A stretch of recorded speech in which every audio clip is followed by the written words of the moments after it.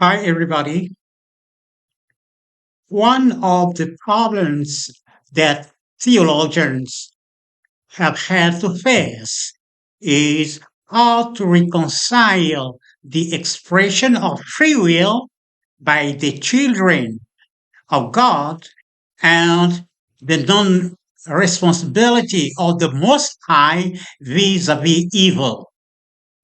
Western tradition attempted to resolve this problem by introducing the notion of the devil, while blacks resolved the same problem through the doctrine of the noun, the potential existence of evil in heaven.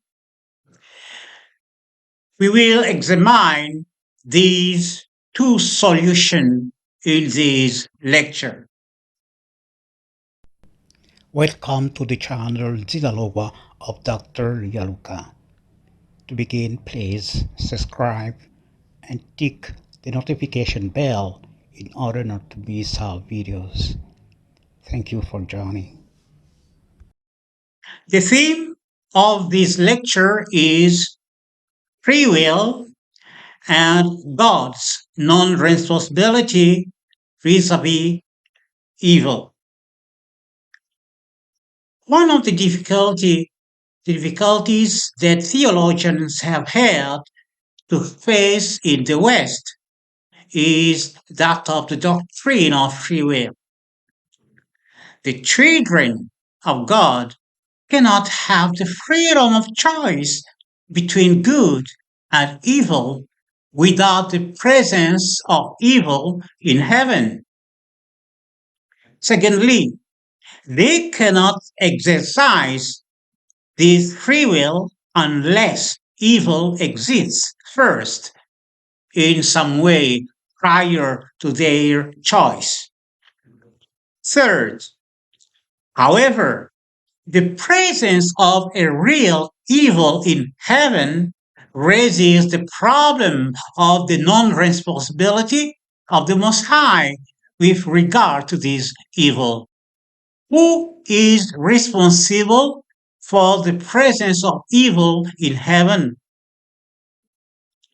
To resolve this problem, Western theology introduced the notion of a personal devil or Satan, the adversary of God.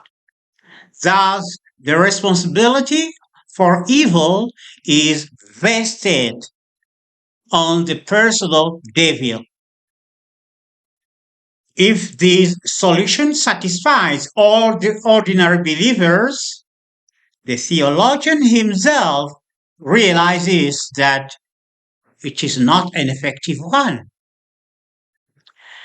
And these religion specialists affirm that in reality, the cause of evil is not the devil, but the free will that God gave to man and to angels.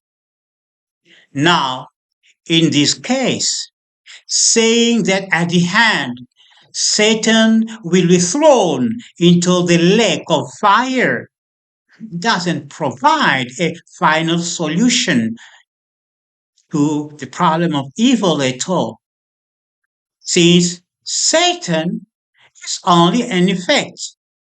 The same causes producing the same effects. Nothing guarantees thus that after Satan, there will not be a Satan beast who will seduce, or maybe who is already seducing humanity. And so the problem of evil is not at all solved. It is here that the heavens inspired our ancestors, our black ancestors, with a singular wisdom. Since the time of ancient Egypt, the black people have postulated that evil exists in heaven, but in a potential manner. They therefore understood that potential evil is enough for the children of God to actually exercise their free will. When someone decides to build a house, he has made a choice between not having a home and having one.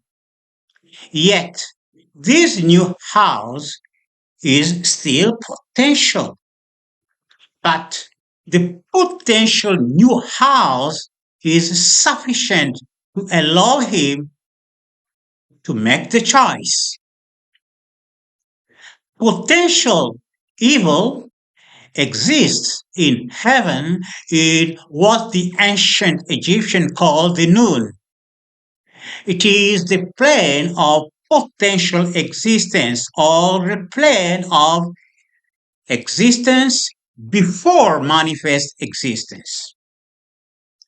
In terms of responsibility, the presence of potential evil implies that he who, through the misuse of his free will, allows evil to pass from the potential state to the manifest state is the one who creates evil and is responsible for it. Therefore, this solution allows Black Africans to establish the non-responsibility of the Most High in face of evil, which is consistent with his absolute transcendence. That is, the fact that he neither knows nor contains evil. Unlike Western theology, which affirms that the cause of evil is the free will granted to men and angels, the African traditional religion affirms that the cause of evil is rather the misuse that the children of God make of the free will. A kitchen knife can be used to cut a chicken to cook or destroy a sofa. We can blame the knife for the destruction of the sofa. It is neutral until someone uses it for this evil purpose. So is it with free will. It is its misuse which is the cause of evil. In terms of responsibility, it is also appropriate to emphasize that free will is not a divine creation. The Most High manifests toward us an infinite and sincere love. Such love is not forced, and therefore it implies freedom on our part. Free will is a consequence of divine love, not a creation.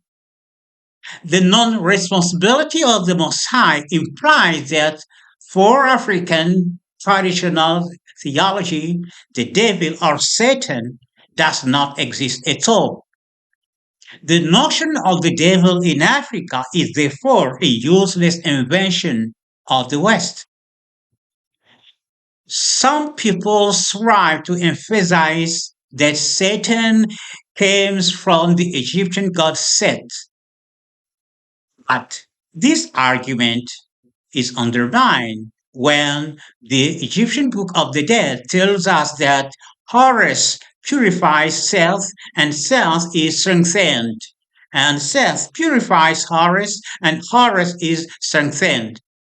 Seth is not therefore capable, Seth is therefore capable of being purified and of purifying. Seth is therefore not an essentially malevolent like Satan is. Seth was just a third ancestor, hence he was always painted in red. Let me here remind those who are interested in knowing more about this wisdom, which is African traditional religion has an exact science, that we will organize two online series courses starting October 5th, 2024. Information and checkout links can be found in the description. This lecture was inspired to me by a woman who was preoccupied by the descriptions of Satan in the book of Enoch as being powerful. Thanks to this understanding, she finally understood that the notion of the devil is a human invention. God, the Most High, needs no adversary. God has all powerful. God has all power. He is the power. The devil or evil has in your life only the power that you grant him due to your ignorance. Wisdom, therefore, requires of us to reduce evil to its simplest expression, namely nothingness. Evil actually has no power, no intelligence, and no reality. In conclusion, through the love with which he surrounds us, the Most High has incidentally endowed us with free will, not as a creation, but as a consequence of the sincerity of his law. The cause of evil is therefore the misuse of free will by the children of God. This theodicy frees God from all responsibility in face of evil. Thank you so much.